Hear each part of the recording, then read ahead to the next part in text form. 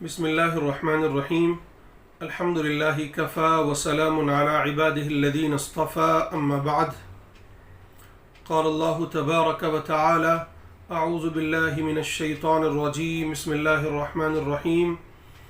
قد أفلح المؤمنون الذين هم في صلاتهم خاشعون والذين هم عن اللغو معرضون والذين هم للزكاة فاعلون إلى آخر الآية۔ محترم بھائیوں اور بزرگوں، کل کے درس میں ہم نے سورۃ المؤمنون کی ابتدائی 10 آیات میں سے ابتدائی 3 آیتوں کا مطالعہ کیا تھا، اور سورۃ المؤمنون سے متعلق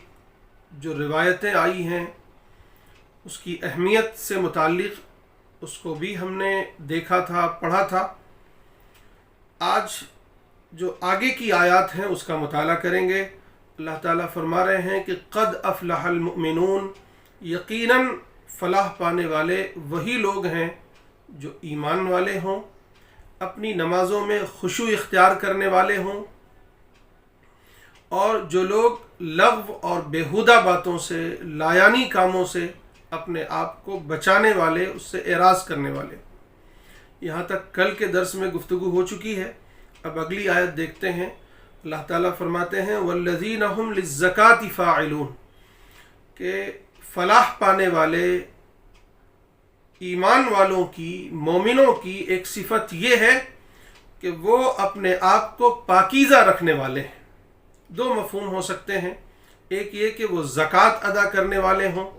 کہ جس طرح نماز فرض ہے اسی طرح ایک بندہ مومن پر اگر اللہ تعالیٰ کی طرف سے اس کے پاس اتنا مال ہے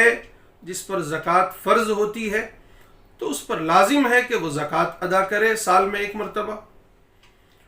اور دوسرا مفہوم یہ ہے جو زیادہ راجح ہے، اور چونکہ یہ مکی صورت ہے اور مکے میں زکوٰۃ فرض ہی نہیں ہوئی تھی، تو زیادہ راجح قول یہی ہے کہ یہاں زکوٰۃ سے مراد اپنے آپ کو پاکیزہ کرنا ہے۔ یعنی فلاح پانے والے مومن وہ ہیں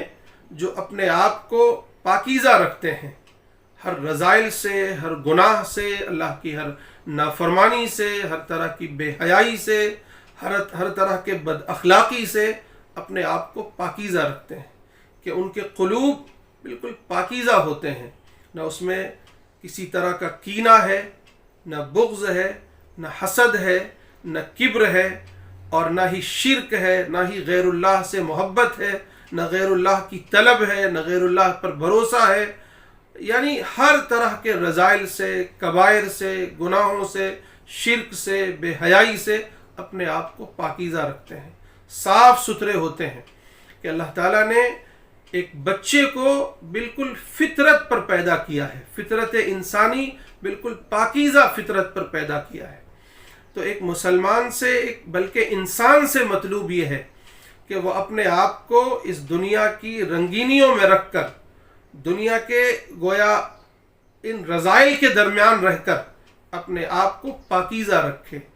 اور جس طرح اللہ تعالیٰ نے پاکیزہ ہمیں اس دنیا میں بھیجا تھا اسی طرح ہم پاکیزہ ہو کر اللہ سے ملاقات کریں، اور یہی وہ لوگ ہوں گے پاکیزہ لوگ جن کے لیے جنت بنائی گئی ہے، جن کو جنت میں دوبارہ بسایا جائے گا۔ تو ایک صفت یہ ہے فلاح پانے والوں کی کہ وہ اپنے آپ کو پاکیزہ رکھتے ہیں۔ تو ہمیں اور آپ کو چاہیے کہ ہم اپنا احتساب کرتے رہیں، اپنا جائزہ لیتے رہیں کہ آخر یہ دنیا میں جو رنگینیاں ہیں، دنیا میں جو گندگیاں ہیں، جو رذائل ہیں، کیا ان کے اثرات ہم پر تو نہیں پڑ رہے ہیں؟ دامن کہیں داغدار تو نہیں ہو رہا ہے؟ ہمارے قلوب کہیں زنگ آلود تو نہیں ہو رہے ہیں؟ اس پر گندگیاں تو نہیں لگ رہی ہیں؟ رذائل کی چھاپ تو نہیں پڑ رہی ہے؟ یہ جائزہ لیتے ہوئے اس سے اپنے آپ کو پاکیزہ کرتے رہیں، کیونکہ نبوی مشن ایک یہ تھا کہ وَيُزَكِّيهِمْ، آپ انسانوں کو پاکیزہ کرنے آئے تھے۔ تو ہم اور آپ اس قرآن کے ذریعے سے اپنے آپ کو پاکیزہ کریں، کہ یہ قرآن بہترین چیز ہے اپنے آپ کو پاکیزہ کرنے کی۔ اگلی آیت میں فرمایا والذین هم لفروجهم حافظون الا على ازواجهم او ما ملكت ایمانهم فانهم غیر ملومین، کہ فلاح پانے والے ایمان والوں کی، مومنوں کی ایک صفت یہ ہے کہ وہ اپنی شرمگاہوں کی حفاظت کرتے ہیں، وہ پاک دامن ہوتے ہیں، بے حیائی سے، فحش سے، بد کرداری سے، بدکاری سے، بدفعلی سے اپنے آپ کو بچائے رکھتے ہیں۔ وہ پاک دامن ہوتے ہیں، ان کے دامن صاف ستھرے ہوتے ہیں، ان کے دامن پر کوئی داغ دھبا نہیں ہوتا، سوائے یہ کہ وہ اپنی شہوتیں پوری کرتے ہیں، اپنی ضروریات پوری کرتے ہیں اپنی بیویوں سے یا اپنی باندیوں سے جو اللہ تعالیٰ نے جائز اور حلال قرار دیا ہے، اس پر ان کو کوئی ملامت نہیں ہے۔ لیکن فَمَنِ ابْتَغَى وَرَاءَ ذَلِكَ فَأُولَئِكَ هُمُ الْعَادُونَ، لیکن اگر اس کے علاوہ کہیں اپنی خواہش پوری کریں، یعنی بیویوں اور باندیوں کے علاوہ، تو ظاہر ہے کہ یہ حد سے بڑھنے والے لوگ ہیں، یہ سرکش لوگ ہیں۔ ایسے سرکشوں کے لیے کوئی کامیابی نہیں ہے، کوئی فلاح نہیں ہے۔ یہ وہ لوگ ہیں جو بد کردار ہیں، بد فعل ہیں، بے حیا ہیں، اور ایسوں کے لیے اللہ تعالیٰ نے جنت نہیں بنائی ہے۔ جنت تو پاکیزہ لوگوں کے لیے ہے، بے حیا گندے لوگوں کے لیے، اپنا دامن داغدار کر لینے والوں کے لیے جنت نہیں ہے، ان کے لیے جہنم ہے۔ بس اگر کسی سے اس طرح کے گناہ سرزد ہو جائیں تو ایک شکل ہے اس سے بچنے کی، اپنا دامن صاف کرنے کی، اور وہ ہے توبہ، کہ اللہ کے حضور سچی توبہ کر لی جائے، سچی توبہ کر لی جائے، اللہ کو منا لیا جائے، اور جو دھبے پڑے ہیں، جو داغ دامن میں لگ گئے ہیں، اسے دھو دیا جائے۔ وَالَّذِينَ هُمْ لِأَمَانَاتِهِمْ وَعَهْدِهِمْ رَاعُونَ، پھر ایک صفت یہ بتائی کہ وہ امانتوں اور اپنے عہد و پیمان کی رعایت کرنے والے لوگ ہیں، یعنی اگر وہ امانت دار ہیں، ایک صفت یہ ہے کہ وہ امانت دار ہیں، وہ خائن نہیں ہیں، وہ خیانت نہیں کرتے۔ اگر ان کے پاس امانتیں رکھی جائیں، کسی خزانے کے امین بنے، کسی کی چیز کے امین بنے، کسی کی امانت کے امین بنے، تو اس کا حق ادا کرتے ہیں، وہ امانت دار ہوا کرتے ہیں۔ سارے نبیوں کی صفت یہ تھی کہ وہ امانت دار تھے، امین تھے۔ تو جنت والے مومنوں کے لیے، جنتی مومنوں کی ایک صفت، فلاح پانے والے مومنوں کی صفت یہ ہے کہ وہ امانتوں کی حفاظت کرتے ہیں، وہ امانت دار ہوتے ہیں، وہ خیانت نہیں کرتے۔ آج ہم اور آپ اپنا جائزہ لے لیں کہ آخر ہم کہاں کھڑے ہیں۔ پھر ایک صفت یہ ہے کہ وعہدہم راعون، جو کسی سے معاہدے کرتے ہیں یا کسی سے وعدے کرتے ہیں تو اس کو پورا کرنے والے ہوتے ہیں۔ یعنی ہم نے اور آپ نے بیٹھ کر ایک معاہدہ کیا، تو مومن کی شان یہ ہے کہ اب اس معاہدے پر دونوں عمل کریں گے، یا یہ کہ میں نے آپ سے وعدہ کر لیا کہ میں کل آپ سے ملاقات کرتا ہوں یا کل آپ کو یہ چیز دیتا ہوں، تو یہ ایک وعدہ ہوا، یہ بھی اسی کے ضمن میں آئے گا، یہ بھی عہد ہے، اس کو بھی پورا کرنا ضروری ہے۔ جو لوگ پورا کریں گے، امانت دار بھی ہوں گے، اپنے وعدوں کو، اپنے عہد و پیمان کو پورا کرنے والے ہوں گے، ان کے لیے بشارت ہے کہ قد افلح المؤمنون، کہ ایسے ایمان والے کامیاب ہیں، ایسے ایمان والے فلاح پانے والے ہیں۔ اسی کے ضمن میں ایک حدیث سناتا ہوں، اللہ کے نبی صلی اللہ علیہ وسلم نے فرمایا آیت المنافقی ثلاث، کہ ایمان والوں کی پہچان ہے کہ وہ امانت دار ہوتے ہیں، عہد و پیمان کو پورا کرنے والے ہوتے ہیں، وعدہ وفا کرنے والے ہوتے ہیں،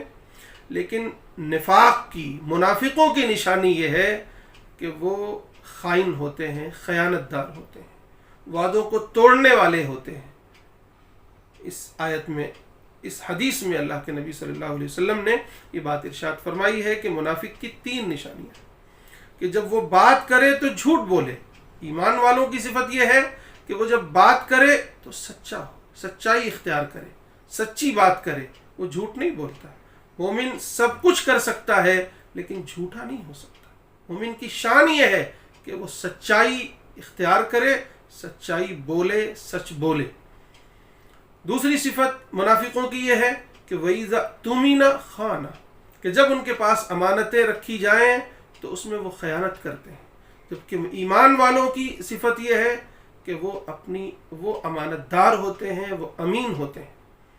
تیسری صفت منافقوں کی یہ بتائی کہ وَإِذَا وَعَدَ أَخْلَفَ، کہ جب وہ وعدہ کر لیتے ہیں تو اس کو پورا نہیں کرتے،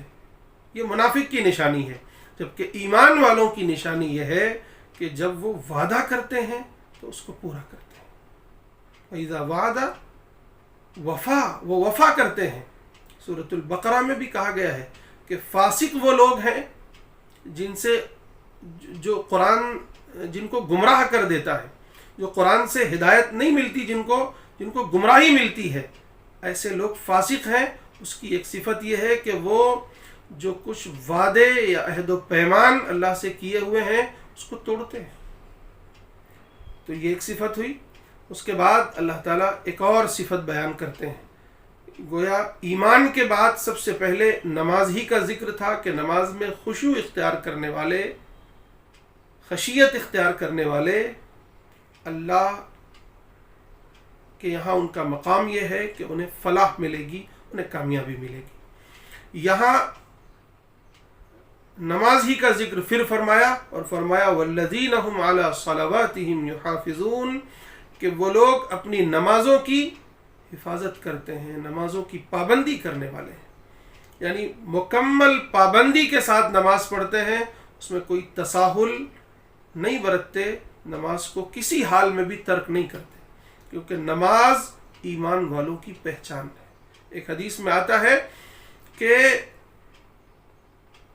بین الکفر والایمانی، یعنی ایمان اور کفر کے درمیان حد فاصل نماز ہے۔ اگر کوئی شخص نماز چھوڑ دے وہ گویا کفر والا عمل کرتا ہے۔ من ترک الصلاۃ متعمدا فقد کفر، کہ جس نے جان بوجھ کر نماز ترک کی اس نے گویا کفر کا اختیار کیا۔ تو نماز کی محافظت کرنا، نماز پر مداومت کرنا، نماز کی پابندی کرنا، یہ ان ایمان والوں کی صفت ہے جن کے بارے میں اللہ کا وعدہ ہے کہ یہی لوگ ہیں جو فلاح پائیں گے، یہی وہ لوگ ہیں جن کے لیے کامیابی مقدر ہے، آخرت کی بھی کامیابی اور دنیا کی بھی کامیابی۔ یہی وہ لوگ ہیں جن کے بارے میں اللہ کا وعدہ ہے کہ اولئک هم الوارثون، یہی ہیں جو وارث ہوں گے، کس چیز کے؟ الذین یرثون الفردوس هم فیہا خالدون، کہ یہ جنت الفردوس کے وارث ہوں گے اور یہ اس میں ہمیشہ ہمیشہ رہیں گے۔ یہاں لفظ وارث استعمال کیا ہے، جس طرح بچے اپنے باپ کے وارث ہوتے ہیں اور لازمی وارث ہوتے ہیں، کوئی ان کی وراثت سے انہیں محروم نہیں کر سکتا، اسی طرح جو ایسے ایمان والے ہوں گے کہ ان کا ایمان پختہ ہو، ان کی نماز پر پابندی ہو، نہ صرف یہ کہ پابندی ہو بلکہ نماز میں خشوع خضوع اختیار کرنے والے ہوں، تمام بیہودہ اور لایانی کاموں سے اپنے آپ کو بچانے والے ہوں، اپنے آپ کو پاکیزہ رکھنے والے ہوں، اپنی شرمگاہوں کی حفاظت کرنے والے ہوں، پاک دامن ہوں، عہد و پیمان کو پورے کرنے والے ہوں، امانت دار ہوں، تو ایسے لوگ کیا ہوں گے؟ جنت کے حقیقی وارث ہوں گے کہ لازمی انہیں جنت ملنی ہے۔ اللہ کا وعدہ ہے کہ لازمی انہیں جنت ملی ہے، اور کون سی جنت؟ جنت الفردوس، جنت کا اعلیٰ مقام انہیں ملے گا، ہم فیہا خالدون، اور اس میں ہمیشہ ہمیشہ رہیں گے۔ یہ آخرت کی جو خاص صفت ہے کہ دنیا میں انسان بڑی سی بڑی نعمت پا جائے، اس کو ایک خطرہ ہوتا ہے، بادشاہ وقت بھی ہو تو ایک خطرہ ہوتا ہے، کہیں بادشاہت چھن نہ جائے، کہیں کوئی بغاوت نہ ہو جائے، کہیں یہ نعمت چھن نہ جائے، بڑے سے بڑا بزنس مین ہے، ہاں اربوں کا مالک ہے، کس چیز کا خطرہ ہوتا ہے؟ کہیں یہ اس کو زوال نہ آ جائے، کیونکہ دنیا کی بڑی سے بڑی نعمت ہو، اچھی سے اچھی نعمت ہو، اس کو زوال ہے، اس کا دی اینڈ ہے، اس کو ایک دن ختم ہی ہونا ہے۔ لیکن آخرت کی خاصیت یہ ہے کہ وہاں جو کچھ بھی ملے گا وہ ہمیشہ ہمیشہ کا ہوگا، وہاں کوئی زوال نہیں، آخرت کی نعمتوں کو کوئی زوال نہیں، اس کا کوئی دی اینڈ نہیں، وہاں تو ہمیشہ ہمیشہ رہنا، ہم فیہا خالدون، وہاں کسی چیز کا غم ہوگا ہی نہیں، اور خاص طور سے اس چیز کا کہ یہ نعمت آج چھن جائے گی، آج جنت میں آئے ہیں کل پتہ نہیں جنت رہی نہ رہی، ایسا خدشہ بھی نہیں ہوگا۔ آج یہ نعمتیں ملی ہیں، کل یہ نعمتیں ملیں گی نہیں ملیں گی، ایسا خدشہ بھی نہیں ہوگا۔ ہم فیہا خالدون، اس میں ہمیشہ ہمیشہ رہیں گے۔ میرے بھائیوں، یہ سورۃ المؤمنون کی ابتدائی 10-11 آیات ہیں جو ایک سچے مومن کی سچی تصویر ہے۔ حضرت عائشہ رضی اللہ تعالی عنہ نے فرمایا کہ یہ وہی تصویر ہے جو حضور پاک علیہ الصلاۃ والسلام کی تصویر ہے۔ لوگوں نے پوچھا کہ آپ کی سیرت و اخلاق کیا تھے؟ آپ نے یہ آیتیں پڑھ کر سنا دی کہ دیکھ لو، یہ آیتیں ہیں جو نبی پاک صلی اللہ علیہ وسلم کی سیرت و کردار کے عکاس ہیں، یہ گویا آئینہ ہیں، اس میں اپنی تصویر دیکھ لو کہ تم کہاں ہو۔ یہ 10 آیتیں گویا 10 صفات، یہ ہمارے اور آپ کے لیے قرآن نے بیان کر کے ایک آئینہ دکھا دیا ہے کہ ایمان والو اس میں اپنی تصویر دیکھ لو، اگر کہیں کمی بیشی ہے تو اسے درست کر لو، کیونکہ کامیابی انہی کو ملے گی جن کے اندر یہ صفات ہوں گی۔ کامیابی اگر چاہیے تو آئیے ہم اور آپ اپنا جائزہ لیں، اپنا احتساب کریں، اور پھر ان آیات میں جو صفات بیان فرمائی گئی ہیں وہ اپنے اندر پیدا کریں تاکہ ہمارا رب راضی ہو اور ہم جنت کے وارث بن سکیں، اور آخرت میں دنیا میں بھی فلاح و کامرانی ہمارا مقدر ہو سکے۔ اللہ تعالیٰ مجھے بھی آپ سب کو بھی عمل کی توفیق نصیب فرمائے۔ وآخر دعوانا ان الحمد للہ۔